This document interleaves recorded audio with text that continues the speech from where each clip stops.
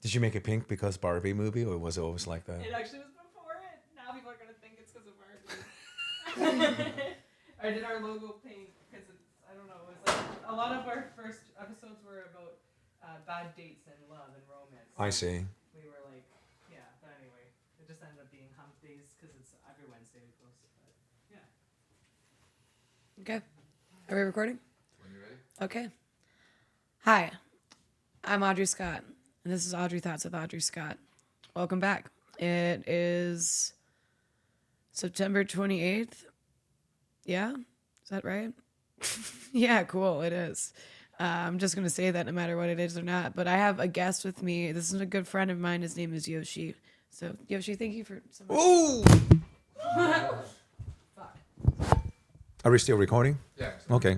All right. Yoshi, thanks for being with me today. How are you? I'm good. A little weird. It's 27th, I think. Yeah, I don't fucking... I don't want you to get in trouble with fake news.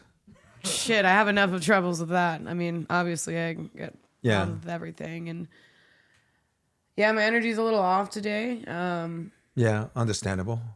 Do you want to explain what happened?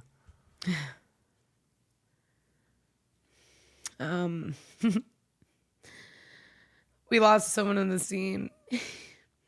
He took his own life, and everyone's gonna miss him a lot. Nick Roach was one of the first people I ever met in Austin, and he was at Creek in the Cave, and he used to host Sandjack, and he used to host the Tag Mic, and he just started touring with David Lucas and just getting all these great opportunities, and everyone loves him so much. And it's so hard, especially with suicide, because it's like you know, everyone's always hurting. Everyone's always talking, but he was always so kind. Right? Yeah. And it's usually the people that don't talk about how much they hurt that hurt so much more, and they haven't released it.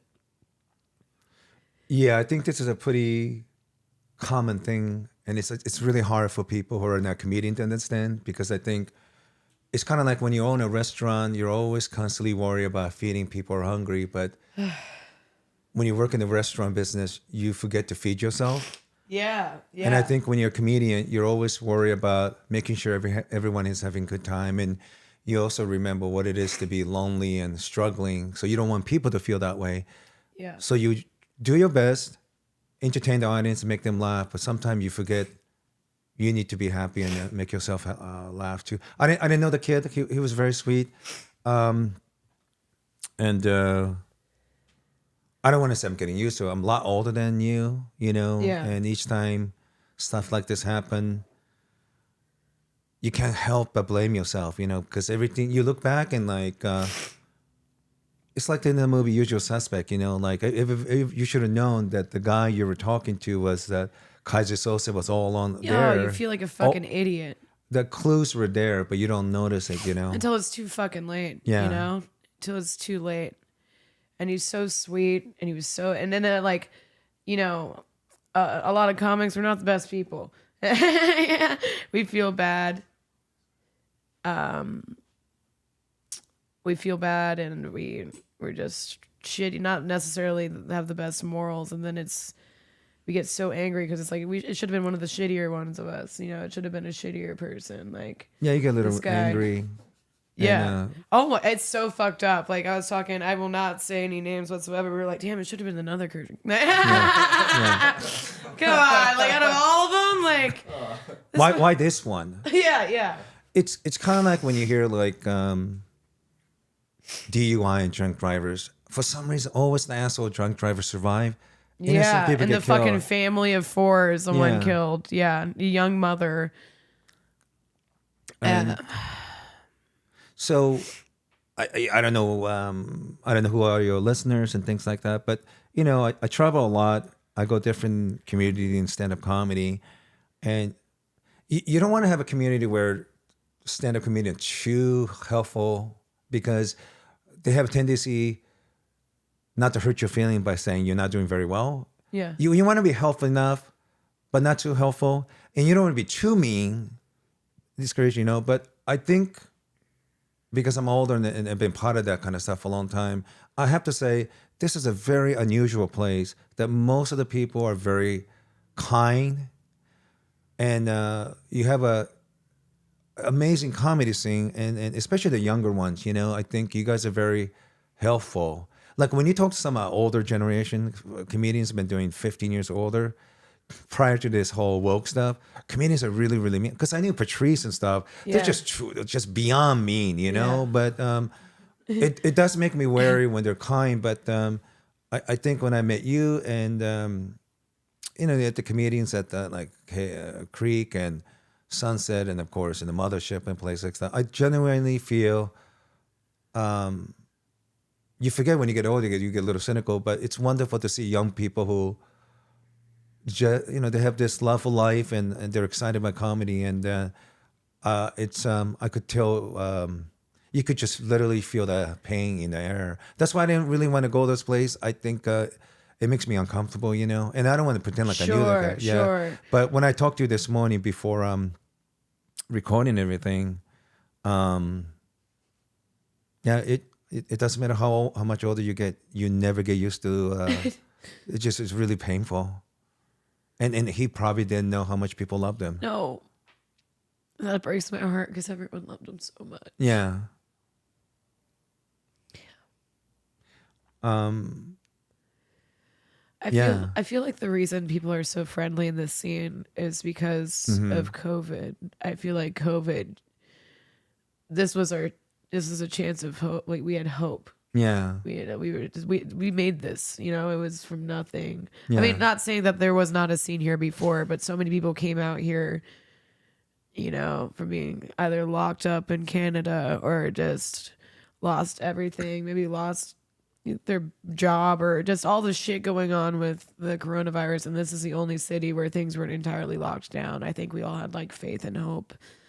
And that was the vibe when I came here over 2 years ago and, you know, went into Creek for the first time. And Nick, I was so scared. Yeah. I was so nervous. It was the first time I've ever moved out on my own. And Nick was just there to be like, it's okay. And helped me sign up for my first mic out here. And all we can really do is just to continue to look out for each other and just Yeah. keep being kind. You know, like every dystopian like TV show, movies you see is like, you know, there's something catastrophic happen, you know, Yeah. or virus or whatever. Yeah. And everybody escape and eventually they'll find a place where they make a community for themselves. Yeah, yeah. And this really felt like a scene from Walking Dead or one of Cormac McCarthy's books, you know. And, Yeah. It really does. The crackheads don't help.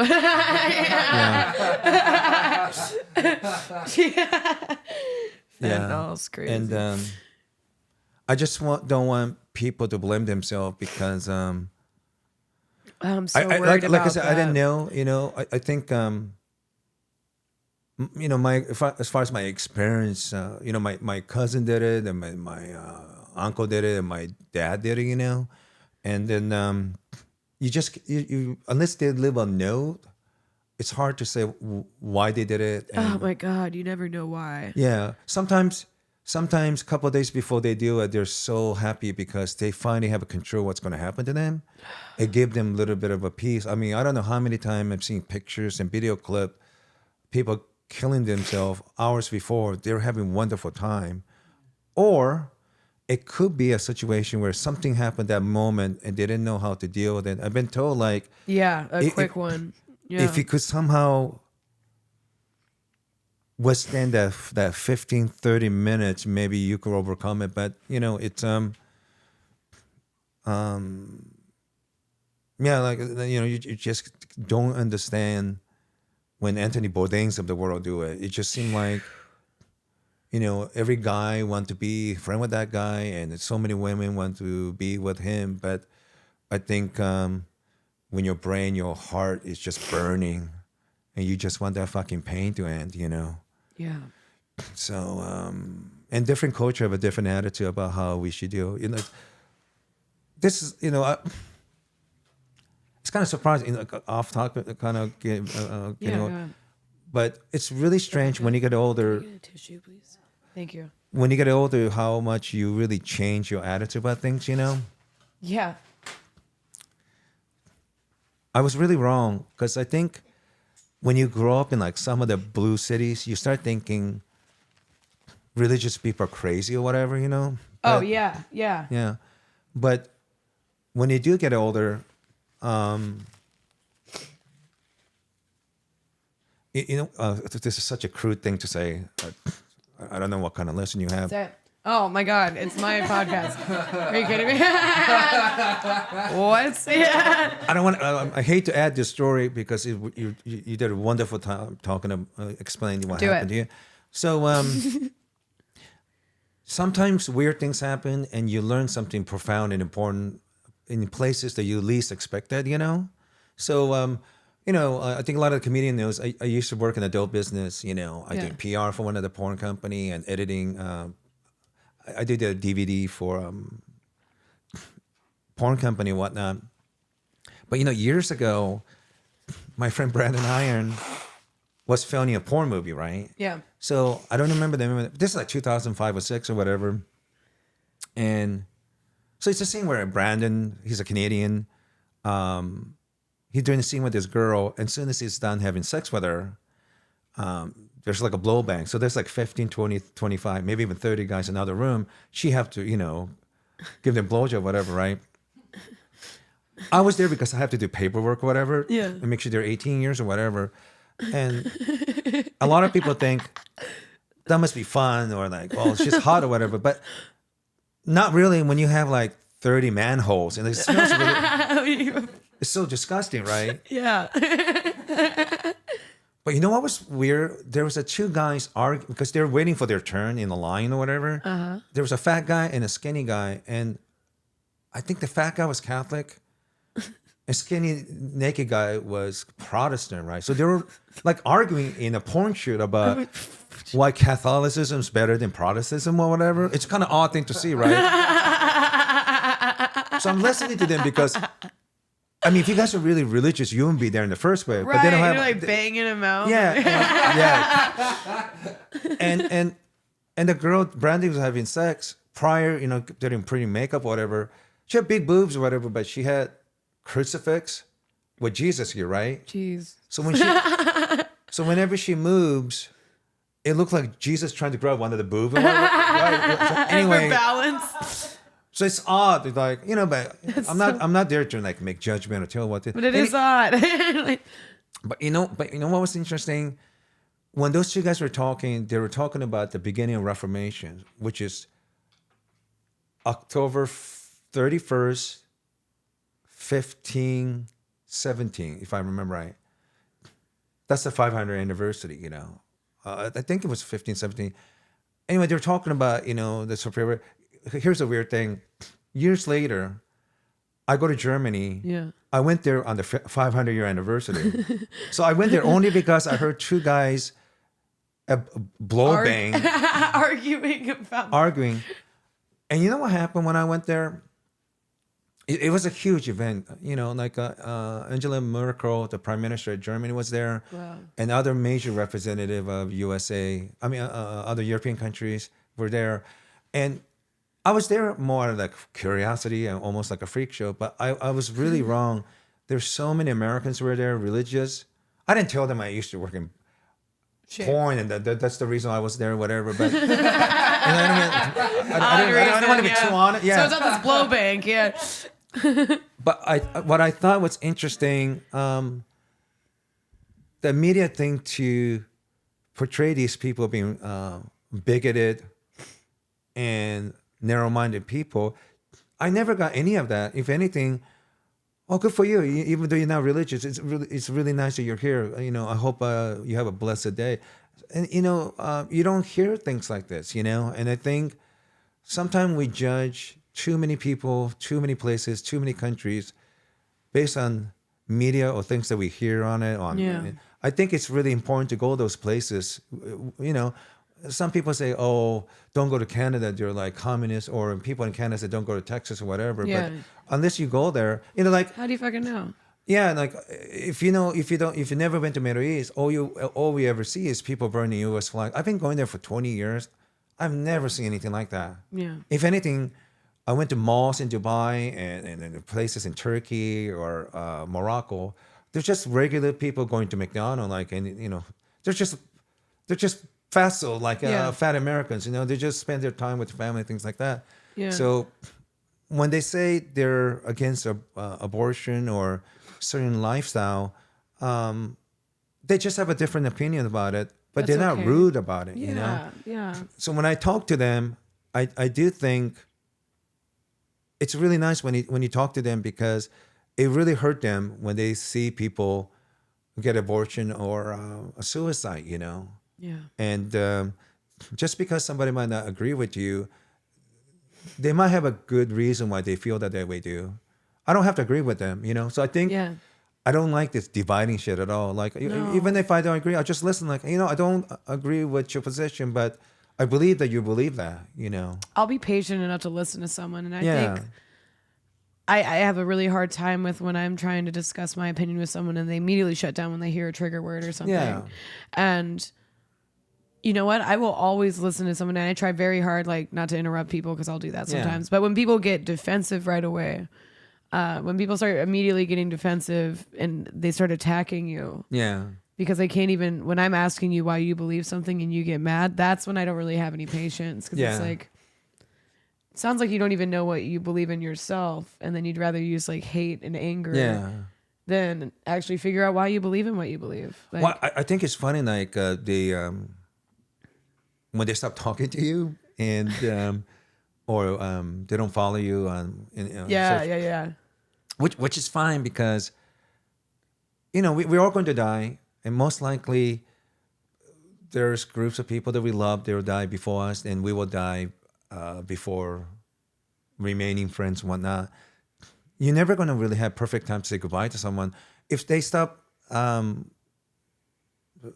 talking to me, because my personal opinion, I don't think Trump is racist at all. That's all I said. I think he's he's narcissist.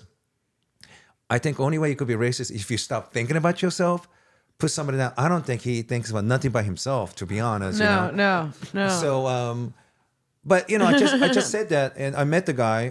He was very pleasant.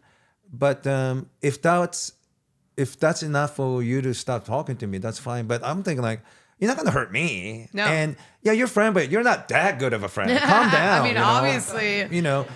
Look, sometimes my favorite TV show get canceled. Okay, our friendship wasn't renewed for the season 14. Oh my darn. Yeah, but I mean, I don't know. When you get older, you stop worrying about that stuff, and you do get comfortable with who you are, And if they don't like you, they don't like you. But it's kind of funny when they're trying to do the high school 2.0 Yeah, stuff, yeah. I was like, you think I give that much of a shit? I've got bigger things to fry. Yeah. So Not just fish, just everything. even when we start recording, then you had a lot of. I know you did amazing job doing prep work. I want to have a good conversation, but I think authenticity I thought is key. this probably would have been a better thing to talk about, because I'm 54. I still can make sense when somebody does that, and the pain, the pain of thinking I could have done something, and when you remember their birthday or anniversary and stuff like that, and it's. But I think this is a price we pay being alive, for every painful things you experience, there are wonderful things that you will experience too, and that's the hard part, trying to reconcile. You have wonderful things in love, you meet other wonderful people, I'm sorry, but when this formula about tragedy plus time equals funny or whatever, but you never get over it. You just don't. No. You will never get over this, and no amount of art and your friends showing love for you and things like that. You just have to learn. This is a price we pay for being alive. Seriously. Yeah. And it's not, it's just like, I was just thinking, a loss happens no matter where you are, but comedy's, it's never going to end. Like, Yeah. we're going to lose some of the funniest people you'll ever meet.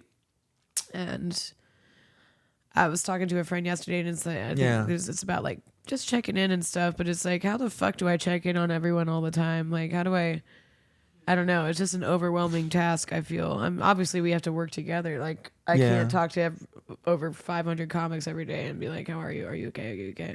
And people will lie, too. People will fucking lie. Yeah. Sometimes they'll lie. Or sometimes they don't even know that they're not doing well. Yeah, that's also one. That's a rough one. Because I think for most people, like, unless like you're one of those really energetic and like a happy person born like that, Yeah. I think for most people, like looking back, like sometimes I look like, oh man, I guess 2009, 10, 11, I was actually happy. I didn't even know it, Fuck. So Yeah. yeah, it's I do like comedy, but you kind of have to balance. I think the ancient Greeks were right. They were obsessed with both Comedy and tragedy. tragedy, yeah, and that in tragedy, these are deeply flawed characters, but they have so many quality that is admirable, Yeah. And comedy is kind of like really, what I think what they traditionally do is they'll play 3 tragic plays, and the audience just overwhelmed by the third one. Yeah. Like they're in intense pain. Yeah. Then they will play comedy. So I love it. so in 3 plays, they just break your heart into pieces. Despair, yeah. Then comedy will come up and put those pieces back together. And I'm really embarrassed to say this. There's a term in Japanese where there's a traditional act of, when you break a vase or plate, Yeah. they will put those bases together and they will bring the melted gold to put it into the broken area and put everything together, Wow. And life is like that too. You get your heart broken and you just learn to put everything, all the pieces together, I mean, but let's be honest. Like, do you like going to Disneyland? All the rides available right away. The whole point of enjoying those wonderful rides because you're forced to wait 60 Yeah. minutes, 90 minutes. It's a Yeah. real pain in the ass. But if you So got worth it. yeah, if you get everything right away within an hour of riding, you're just bored. I guess you have to have suffering to enjoy these things that we enjoy. That's the difficult part. Yeah. You have to get both. And then it's clear how much you love them because it was so obvious. The way even you were driving, I thought you were going to break down. But that's a good sign that he was loved. If nobody gave a shit, then that's even more a bigger tragedy. You crying is a receipt that he was loved.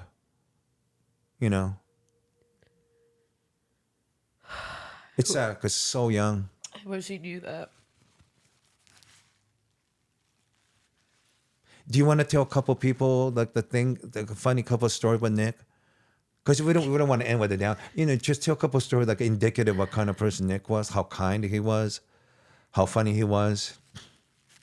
My friend Heather and I were talking yesterday just about how he was pretty introverted for the most part. Yeah. And he always would say sorry in conversations, even though he didn't need to. He was just always trying to be a good person. He was Yeah. always constantly trying to be a good person. And even like when he would roast people and you have a good fucking roast, you could tell he felt bad. Yeah.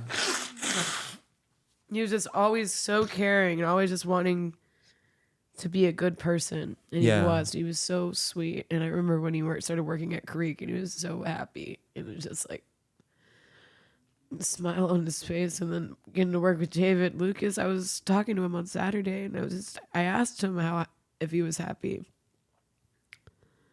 I asked him how he felt about like leaving Sanjak behind and you know Yeah. going on the road. And he said he was, I mean, not to call him a liar or anything, but Yeah. he's just so sweet. He was so sweet. And that's what everyone will say, like everyone would say about Nick. Is Yeah. no matter what the story is, it's just about him being kind and a good person. Do you think maybe he cared about other people's feeling over his more? I do think that. Yeah. Well, I think, yeah, and I kind of struggle with that quite a bit, not to the extent that Nick did, because I'm not as nice as Nick. But yeah, I think that 100%. He was never in a bad mood, and that's not a good sign. I talked to a couple of kids yesterday, and they were saying the same thing, and it's a rough roar up there, and I do worry about kids like that because I think they're so harsh and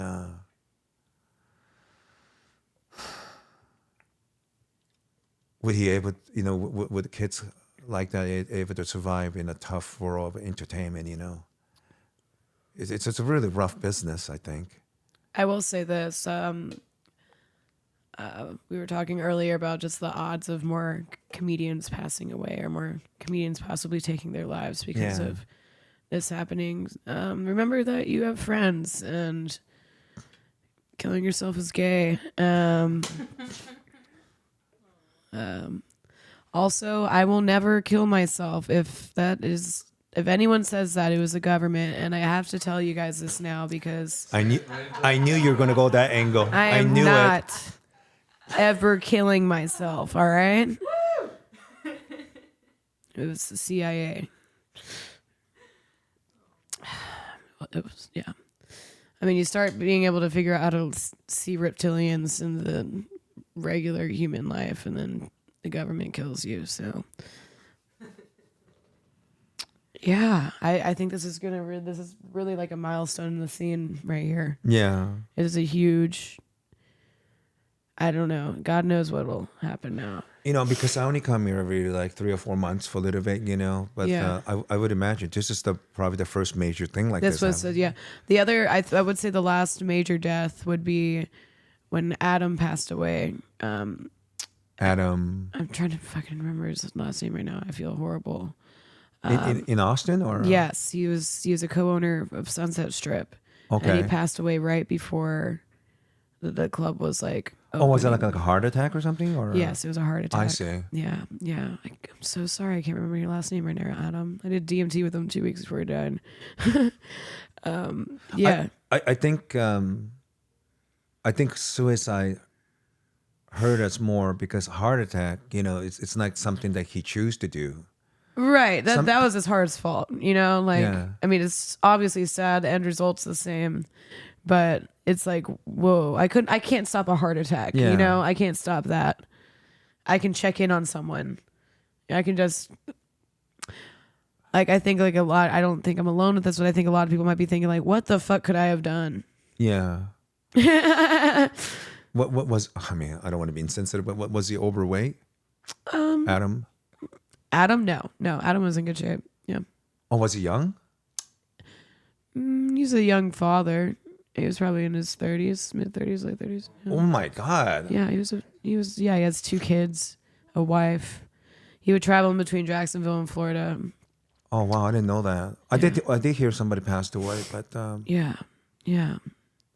that's bizarre. It was Yeah. it was so out of young. nowhere. It was so fucking out of left field. It was so Yeah. sad. It was because he was a great man and he was a good comedian and he was going to come in there into the club and just help out a lot. And he was going to be the only fucking owner that was an actual comic, like an actual stand-up comic, other than Red Band's money I see. contributions. He would have changed. Not that Sunset's a bad club, but he would have done a lot. He would have done a lot to help that club out. He had the heart and the soul, and it's always fucking the good ones, man. And I lost a lot of people growing up. I had a friend in middle school. She killed herself, and she was on my lacrosse team. And I had a friend stabbed to death freshman year over weed, and then I had a friend shot to death over weed. Then I saw my friend's dad die, and then I lost my best childhood friend a month ago. And it just... Are you religious? Kind of, yeah. I believe in God. I believe in good and evil. I'm not a Christian. I'm not like any denomination. I'm former Mormon. Yeah. I kind of pray. When you don't have to answer if you don't want to, but when these things kind of happen, like let's say that young person getting stabbed to death, or what was the other circumstance? Someone was shot. Yeah. My other friend, she cut herself to death. Do you, do you think you know how people say meaning of life and this and that, right? Do you what's your general feeling when My meaning in life, and I figured this out at a really young age, and I still believe it, is to leave as many positive. I just want to be the best person I can possibly be and show people the most love I can possibly do and leave the best impression I can on people. yeah And whether I can let like my life live on through my friends, my family, I'm gonna do it no matter what. And yeah I've never steered away from that. And I think I realized that at 15, and it was right after. Yeah, it was right after my friend was stabbed, and I just sat down and thought about it, and that's when I started like thinking about church more and like what I believed in and shit. And that's I've always thought that. It's been fucking 9 years, and I've believed the same thing. yeah. You know, grow up in Japan, we don't technically have that way. The way you have a religion over here, you know. Yeah, And I will say this, you know, in Japan, basically, you have three big ones, you know, Buddhism, Shinto, and Confucianism, right? yeah, So, yeah, and I always say this in all the podcasts, but, you know, when somebody dies, we use Buddhist rituals, and somebody's getting married, they use Shinto rituals. And day to day, how you deal with each other, you use Confucianism, right? So it's kind of like the fork, spoon, and knife of religion. Yeah, So yeah. it depends on circumstance. You pick one over another one, right? I like that. But over here, you know, because I didn't grow up with obviously Judaism, Christianity, it's a mystery to me still. But it was always hard because I always thought life is pretty meaningless. You know, that's what I thought. Yeah, Because when you hear stories about like infant baby dying, like what was the purpose and meaning of that life, losing a baby, you know? yeah, that's a hard one. It's I a don't hard one. Fucking no. Yeah. But religious people that believe that there was a purpose and meaning, whatever. And I think I came to a middle ground. Yeah. I think if you're lucky to have a life, then I think you can give meaning to your life. But if you died an infant, like it seems awfully harsh, you know. Yeah, it's pretty rude. They didn't have it's just very weird. So I think you have to live long enough, lucky enough to have a chance to give meaning to life. But you know, I'm still struggling with it. You know, like whatever the purpose of Nick and meaning of his existence, I think he definitely fulfilled that part of being loved. He clearly was a good person and brought a lot of happiness, you know. He seemed like one of those guys, like even doing rows, probably don't want to hurt people like you were saying, Yeah. right? So he's kind of like a fisherman, catch a fish, but let him go. Yeah, It so can be mean to sweet. cut him up, you know. I got one hole in his mouth already. yeah. Like that's mean enough. But yeah, it's soon as I heard that yesterday, like I'm fucking staying home and I don't want to do stand up. I'm not in the mood to do it, and I didn't even know the kid, you know. Yeah. But yeah, I'm sorry that this you have to experience this. Yeah. It's not fun. I'm so grateful for the rest of like the comedy family, and Yeah. we all just we're gonna be here for each other throughout this whole thing. And if anyone needs anything, if I really doubt that a lot of comics are gonna be listening to this, but if you are listening, if you need a buddy, I'll call someone. I don't want to. I don't want to be your buddy. No, I'm kidding. If you need a buddy or anything, you can always reach out. Yoshi, thank you so much for being on my podcast today. Oh, thank you. Well, I'm sorry that the circumstance, you know. Oh, We were it's all okay. getting excited to talk.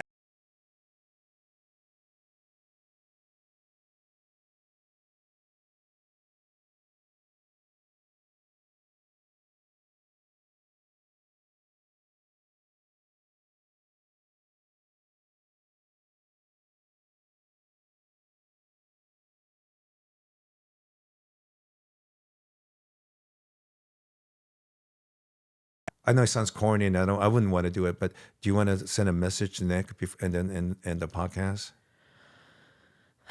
This is corny, but I'll do it. I've already cried, so, being corny enough. But we love you, Nick. We always have. We always will. Thank you for everything that you've done. Thanks for coming to the show. See you next week.